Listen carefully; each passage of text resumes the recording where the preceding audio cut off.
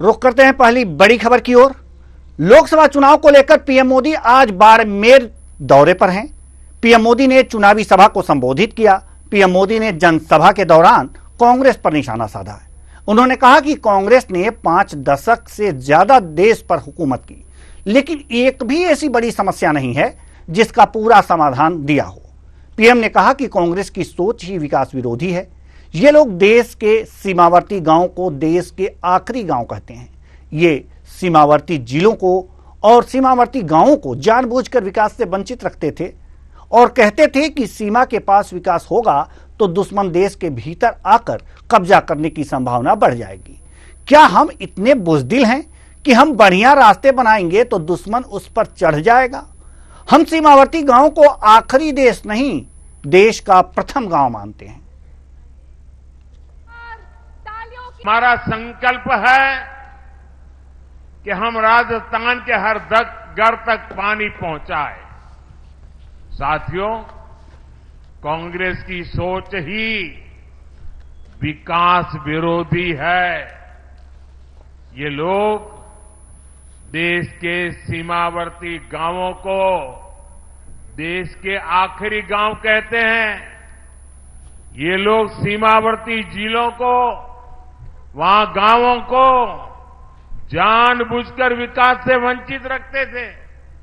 और आप हैरान हो जाएंगे, क्यों रखते थे, क्या तर्क देते थे? ऑफिशियली बताते थे। वो कहते थे कि सीमा के पास विकास होगा तो दुश्मन देश के भीतर आकर कब्जा करने की संभावना बढ़ जाएगी।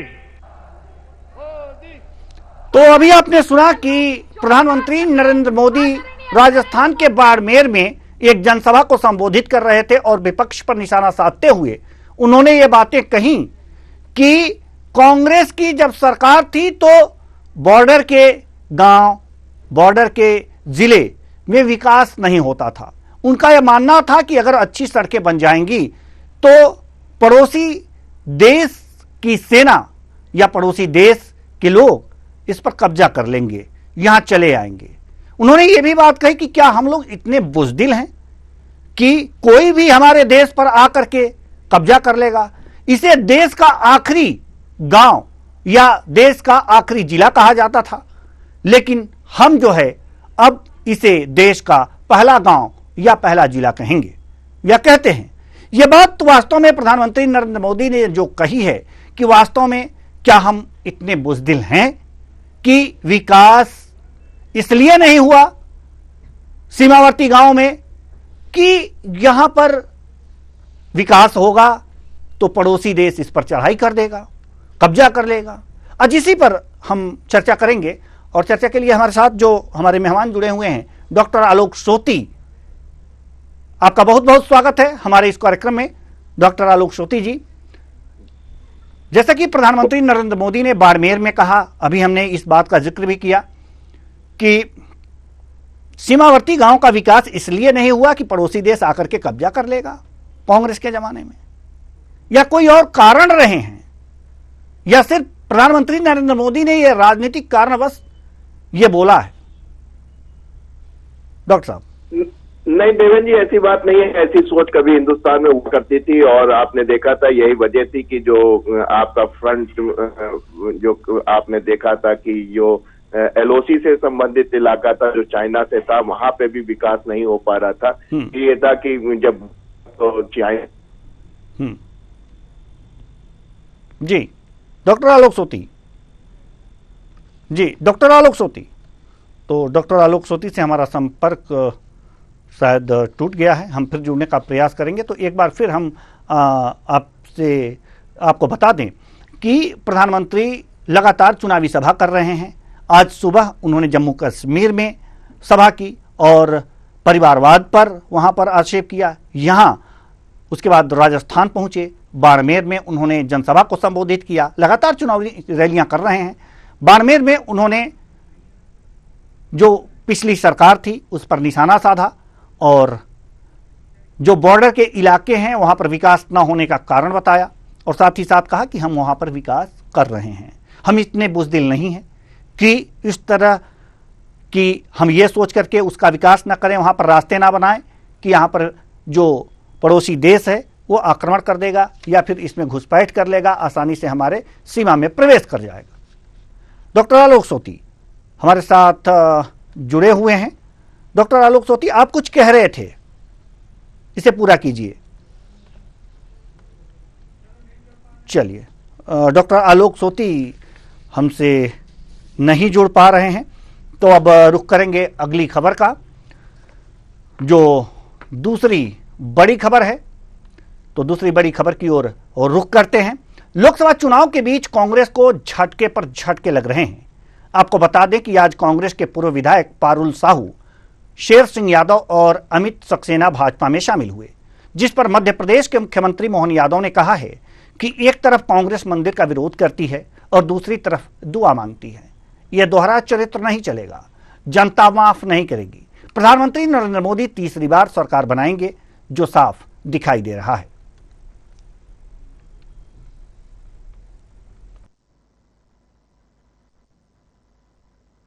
यादव जी इस अवसर अमित सक्सेना जिला पंचायत के उपाध्यक्ष हैं, 20-20 हजार वोट से जीतते हैं। उनके पिताजी 77 से लेकर 90 तक विधायक रहे, मंत्री रहे, कई दायित्वों का निर्वहन करते हुए ऐसे खाटी कांग्रेसी जिनने देश सेवा के लिए कांग्रेस ज्वाइन की थी, लेकिन मन में निराशा है, हताशा है, और खासकर अति तो तब हो गई जब भगवान राम का विरोध करते हैं और कल जाकर के दुआ करते हैं। एक तरफ मंदिर का विरोध करते, दुआ करते, दोहरा चरित्र तो नहीं चलेगा। एक लाइन कुछ भी पकड़ लो। और जिस ढंग से कल नोट पकड़ाए हैं, जिस ढंग से डरा रहा है, धमका रहे हैं, और डर के मारे खुद भी 400 उम्मीदवार की बात कर रहे हैं, तो इसका मतलब है कि आप केवल बहाना बना करके हार से बचने का रास्ता ढूंढ रहे हो, लेकिन जनता माफ नहीं करेगी। इस बार निश्चित रूप से यशस्वी प्रधानमंत्री माननीय नरेंद्र मोदी जी तीसरी बार सरकार बना रहे हैं और हमारे सामने दिखाई दे रहे हैं। 2 बार तो ये चीज लगातार सामने आ रही है कि कांग्रेस के लोग बीजेपी ज्वाइन कर रहे हैं। अभी जो खबरें आई हैं वहां पर कांग्रेस के पूर्व विधायक पारुल साहू, शेर सिंह यादव और अमित सक्सेना भाजपा में शामिल हुए हैं। और अभी आपने इनके शामिल होने के बाद जो सीएम मोहन यादव से पत्रकारों से बातचीत हुई है, उसमें उन्होंने कहा है कि कांग्रेस का दोहरा चरित्र सामने आ रहा है। एक तरफ तो उनका कहना है कि कांग्रेस मंदिर का विरोध करती है और दूसरी तरफ वो दुआ मांगने की बात करती है, कि ये कांग्रेस का दोहरा चरित्र है। ये दोहरा चरित्र नहीं चलने वाला।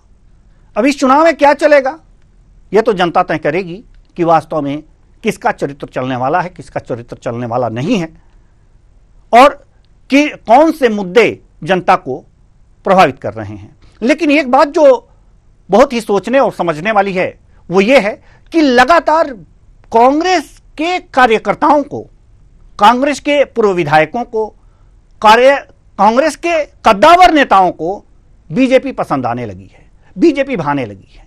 लगातार मध्य प्रदेश में यह देखा जा रहा है कि कांग्रेस के कार्यकर्ता हों या बड़े नेता हों, बीजेपी की तरफ आकृष्ट हो रहे हैं, और बीजेपी की तरफ आकृष्ट होने के कारण वो ज्वाइन कर रहे हैं, और लगातार कांग्रेस का खेमा कम होता जा रहा है, यह कहा जा सकता है। लेकिन वहीं कांग्रेस इस बात को कहती है कि जिन पर दबाव डाला जा रहा है, जिन पर दबाव डाला जा रहा है और जो डर जा रहे हैं, वो बीजेपी के खेमे में जा रहे हैं। क्या स्थितियां हैं बीजेपी में? खेमे में जाने के बाद क्या कांग्रेस की वोट बैंक में क्या और कमी आएगी या फिर कुछ और होगा? यह तो आने वाला वक्त बताएगा। तो लेकिन जो सवाल है वो तो सवाल रहेंगे ही, और इसका उत्तर चुनाव परिणाम के बाद आएगा।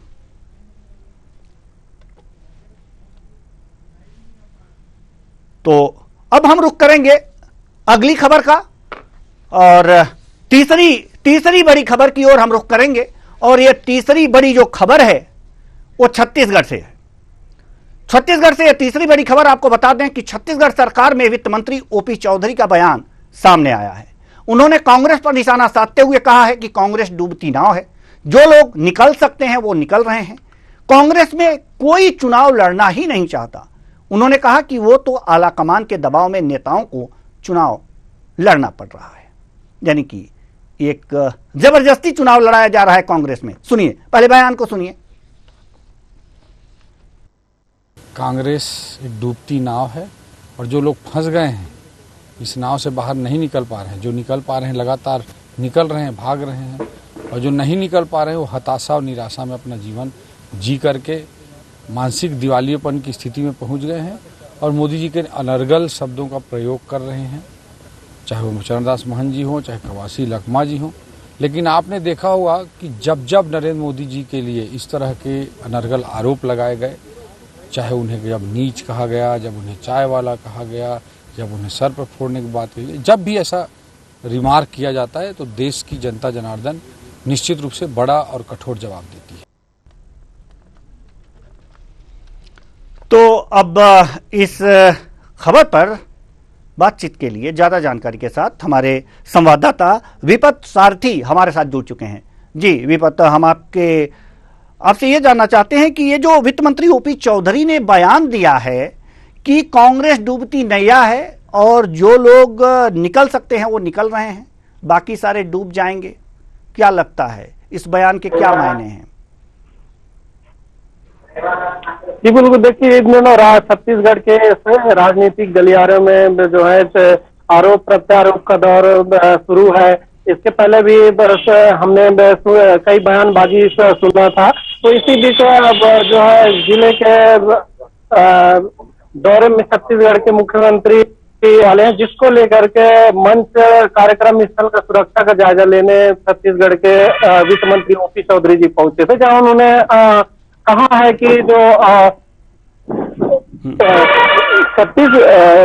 जो कांग्रेस है जी, उन्होंने ये कहा है कि जो कांग्रेस है, कांग्रेस में डूबती नैया है और जो लोग निकल सकते हैं वो निकल रहे हैं और जो नहीं निकल सकते हैं क्या कांग्रेस के साथ डूब जाएंगे?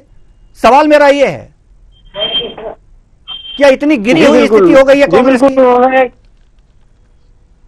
जी बिल्कुल, उनका इशारा इसी ओर था कि कांग्रेस की जो स्थिति है, स्थिति की ओर इशारा था कि कांग्रेस एक डूबती हुई नाव है जिसमें कांग्रेसी नेता जो है सवार हुए हैं और कई लोग जो समय रहते नाव से निकलकर अन्य जो है पार्टी और भाजपा पार्टी में शामिल हो रहे हैं, प्रवेश कर रहे हैं, और जो जैसे नहीं शामिल हो पा रहे हैं तो ऐसे कई नेता हैं जो मानसिक दिवालियापन स्थिति है। तो ऐसे नेता ही जो है कांग्रेस के नेता जो बीजेपी के जो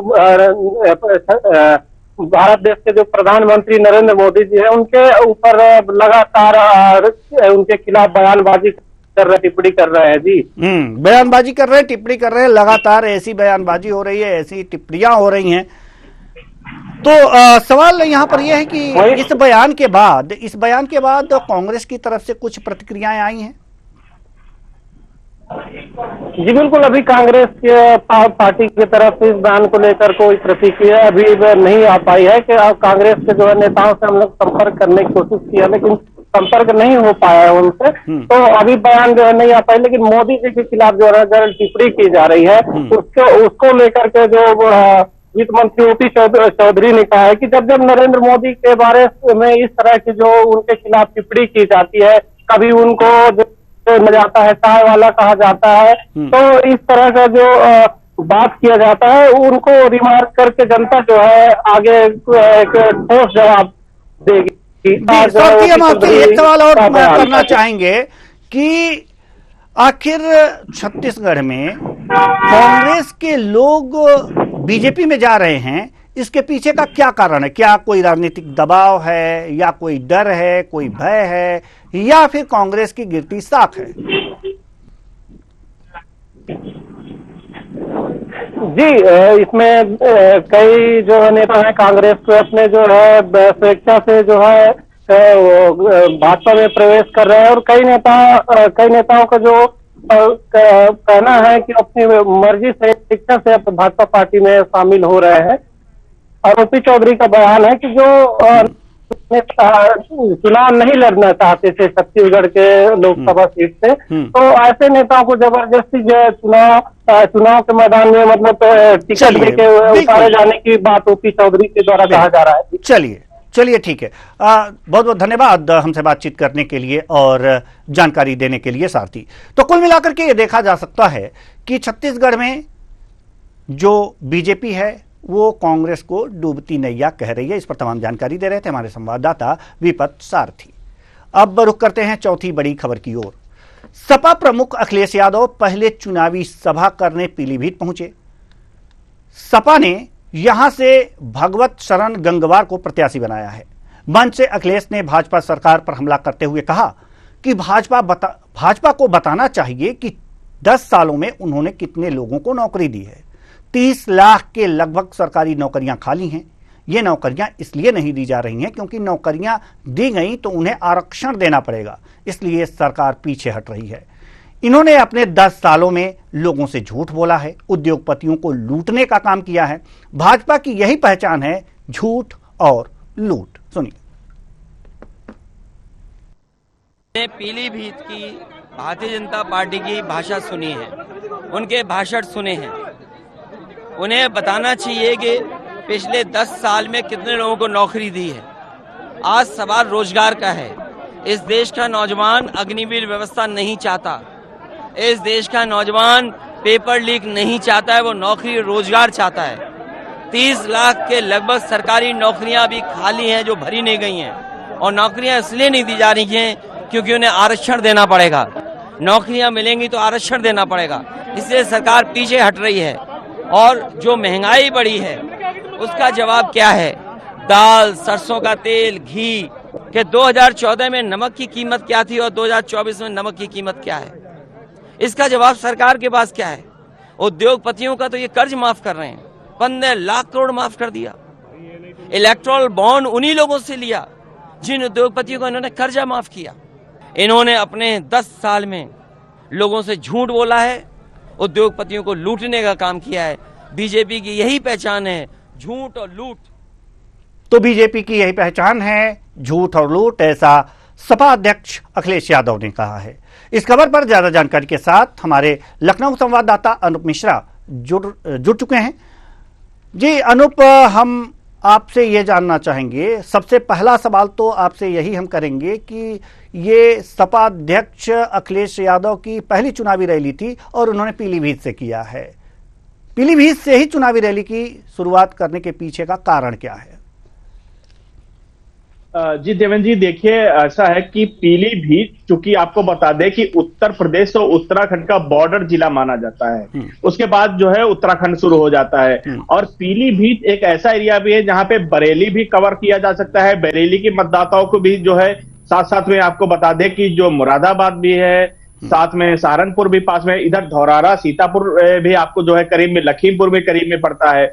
दूसरी जो सबसे बड़ी चीज है कि पीलीभीत में कहीं ना कहीं अखिलेश यादव को ये लग रहा है कि वहां पर उनका जो लोकसभा प्रत्याशी कैंडिडेट है उसको जीत मिल सकती है, क्योंकि वरुण गांधी चूंकि यहाँ के परमानेंट जो है कह सकते हैं कि रेगुलर जो है जीतते आ रहे थे, कई बार के सांसद थे। इससे पहले उनकी जो माता जी है मेनका गांधी भी वहां से सांसद थी।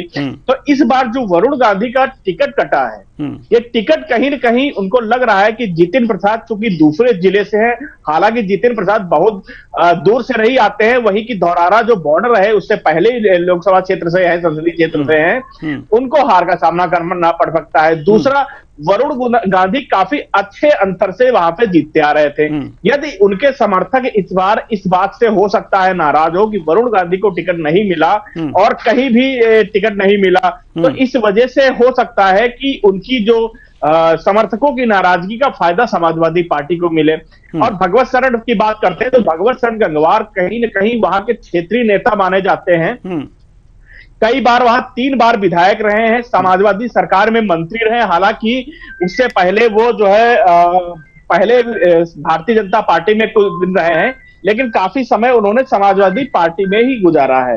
तो इस तरीके से अगर देखा जाए तो समाजवादी पार्टी के लिए वो जो पीलीभीत की सीट है वो उम्मीद ये जता रही कि वहां पे उनकी सीट निकल जाएगी। और दूसरा फायदा उससे जो अगल बगल के क्षेत्र हैं, जैसे उत्तराखंड हो गया, साथ में बरेली हो गया, उनका भी फायदा मिल सकता है। तो इस तरीके से अखिलेश यादव ने वहां पर जो है पहली जो है अपनी रैली शुरू की। अभी कुछ समय पहले प्रधानमंत्री नरेंद्र मोदी ने वहां पर रैली की थी, तो उसके तुरंत बाद अखिलेश यादव की रैली हुई। अखिलेश यादव ने भारतीय जनता पार्टी पर हमला बोलते हुए उन्होंने कहा कि भारतीय जनता पार्टी में जो प्रधानमंत्री नरेंद्र मोदी की जो मोदी की गारंटी है, कहीं न कहीं वो छलावा है। उनकी गारंटी एक घंटी की तरह है। उन्होंने कोविड काल में सबसे एक चीज और उन्होंने कही है अनूप जी कि 30 लाख के लगभग सरकारी नौकरियां खाली हैं और ये नौकरियों पर भर्ती इसलिए नहीं हो रही कि आरक्षण का लाभ देना पड़ेगा। इसमें कितनी सच्चाई है और कितनी राजनीति? देखिए, ऐसा है कि उत्तर प्रदेश में ये कह सकते हैं कि नौकरियां काफी खाली हैं, लेकिन ऐसा नहीं भारतीय जनता पार्टी की कह सकते हैं। उत्तर प्रदेश की सरकार ने अभी काफी 4 सालों में बहुत सारी भर्तियां की है। करीब 2 लाख के करीब में भर्तियां की है और लगातार नियुक्ति पत्र वितरित किए हैं। मुख्यमंत्री योगी आदित्यनाथ के द्वारा लगातार रोजगार मेले का आयोजन किया गया है। प्रधानमंत्री द्वारा रोजगार मेले का आयोजन किया है, जिसमें एक बार 70 हजार लोगों को रोज जो है नियुक्ति पत्र दिए गए। इसके साथ साथ में आपको आंगनबाड़ी कार्यकर्ता हो गए, कई आंगनबाड़ी की वैकेंसी जो निकली थी उसमें हो गए। पुलिस भर्ती हुई है और इसके साथ साथ आपको शिक्षक भर्ती हुई है, उनमें लोगों को जो है मिला है। खेल कोटे से लोगों को नौकरी मिली है। तो ये लगातार हम आपको दिखाते भी रहे हैं कि न्यूज आवर पे लगातार आपको एक खबरें मिली है कि लोक भवन में जो नियुक्ति पत्र वितरण कार्यक्रम हुए हैं उनकी लगातार कवरेज सबसे पहले जो है न्यूज आवर पे अच्छी तरीके से चली है। तो ऐसा नहीं कहा जा सकता। हाँ, लेकिन ये जरूर है कि जो उत्तर प्रदेश सरकार में कई ऐसे विभाग हैं जहां पर जो है कई भर्तियां हैं, कई हजार भर्तियां खाली पड़ी हैं, जिसको उन्होंने ये भी कहा है उत्तर प्रदेश सरकार के द्वारा कि इनको पूरा किया जाए। लेकिन अगर जो पूरी तरीके से ये कहा जा सकता है कि उत्तर प्रदेश सरकार के द्वारा भर्तियां नहीं की गई तो ये गलत है। उत्तर प्रदेश सरकार ने भर्तियां की हैं और नियुक्ति पत्र भी वितरित किए गए हैं। इतना है लेकिन कि जो खाली हैं अनुप जो खाली हैं, जो रिक्तियां हैं अभी, वो इसलिए नहीं भरी जा रही कि आरक्षण का लाभ देना पड़ेगा। ये बात समझ में आती नहीं है। ये कितना राजनीतिक है देखिए ये स्टेटमेंट।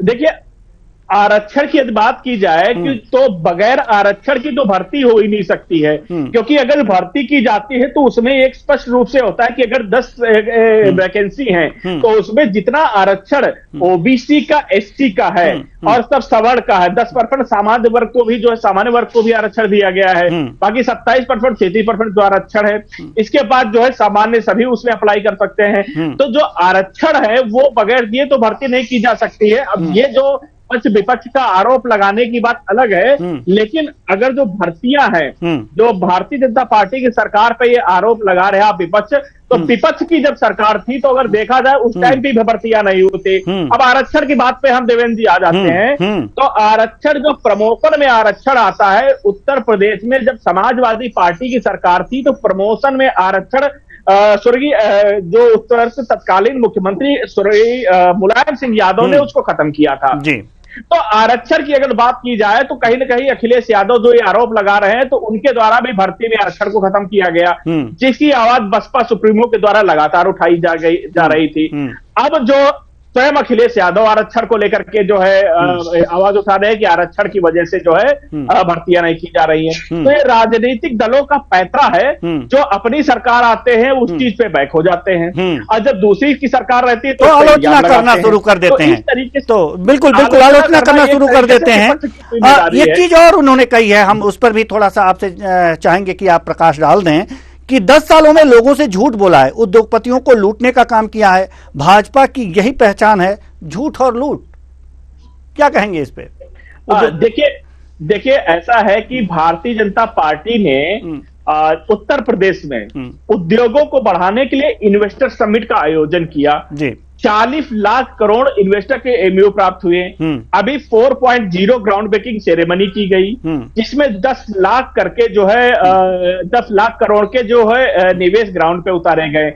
अभी आपको बता दें कि लखनऊ में जो स्कूटर इंडिया है वो मृतप्राय जो पड़ी थी जमीन, उसको लेकर के उन्होंने अशोक लेलैंड को दे दिया है। अशोक लेलैंड से जो एमओयू हुआ है वो यहाँ पे इलेक्ट्रिक व्हीकल बनाएगी, उनको पूरा है। तो इस तरीके से डिफेंस का रोड की बात आ रही है। डिफेंस में यहाँ पे ब्रह्मोस बनना शुरू हो गया है, जहां पे भी काफी जो है रोजगार मिल रहे हैं। अगर व्यापारी की बात की जाए तो ये जरूर कह सकते हैं कि जीएसटी को लेकर के, लोकल टैक्स को लेकर के जो छापे पड़ रहे हैं, जो दबाव बनाया जा रहा है, तो उसके बाद पे एक बार कहा जा सकता है कि सरकार को उस पर ध्यान देने की जरूरत है। लेकिन अगर व्यापारी की बात की जाए, जैसे अखिलेश यादव ने इलेक्टोरल बॉन्ड को लेकर के जो है उन्होंने हमला किया है कि ईडी सीबीआई का प्रयोग करके इलेक्टोरल बॉन्ड लिए जा रहे हैं। तो अगर इलेक्टोरल बॉन्ड की बात की जाए, देवेंद्र जी आपने इसकी लिस्ट देखी होगी कि इलेक्टोरल बॉन्ड में कांग्रेस को भी मिला है चंदा, समाजवादी पार्टी को भी मिला है, बीएसपी मिला है, इसके साथ आम आदमी पार्टी को मिला है। तो जब सभी उसका फायदा ले रहे हैं तो केवल एक पे इल्जाम लगाना ये कहां तक तर्कपूर्ण हो सकता है। बिल्कुल बिल्कुल। दूसरी चीज आ जाती है, अब हम उस पे आ जाते हैं जो है व्यापारियों की बात।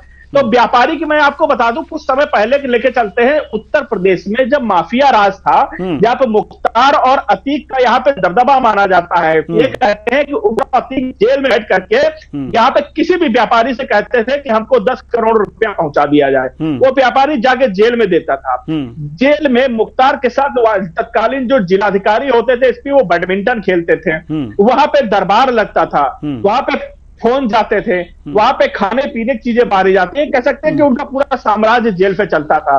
तो उस चीज को पूरी तरीके से उत्तर प्रदेश सरकार ने खत्म किया है और आज की डेट में उत्तर प्रदेश में कहा जा सकता है जो संगठित अपराध हैं वो पूर्ण रूप से खत्म हो चुके हैं। छोटे छोटे अपराधों को कोई नहीं रोका सकता है। अतीक की स्थिति ये थी कि अतीक अहमद का जो आतंक था, बिल्कुल बिल्कुल तो उसका जो आतंक पूरे लगभग कह सकते हैं 5-7 जो कुल मिलाकर के जो अपराध है वो संगठित अपराध वो खत्म हो चुका है। और कुल मिलाकर के अगर जो देखा जाए तो पीलीभीत में सपा अध्यक्ष अखिलेश यादव की जो भी बातें रही हैं वो राजनीति से प्रेरित ज्यादातर रही हैं। बहुत बहुत धन्यवाद अनूप मिश्रा जी इस तमाम जानकारी के लिए। तो कुल मिलाकर के देखा जा सकता है कि जो भी स्थितियां बन पड़ रही हैं, चुनाव का दौर है और लगातार नेताओं के दौरे हो रहे हैं, चुनावी सभाएं हो रही हैं, आरोप प्रत्यारोप लग रहे हैं। लेकिन इन सब में जो सबसे बड़ी बात यह है कि कौन से नेता कह रहे हैं और वास्तव में इन बातों में कितनी राजनीति है, कितनी सच्चाई है, इसको छांटने का काम जनता का है।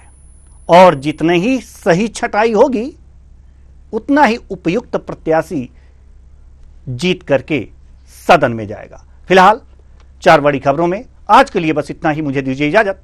नमस्कार।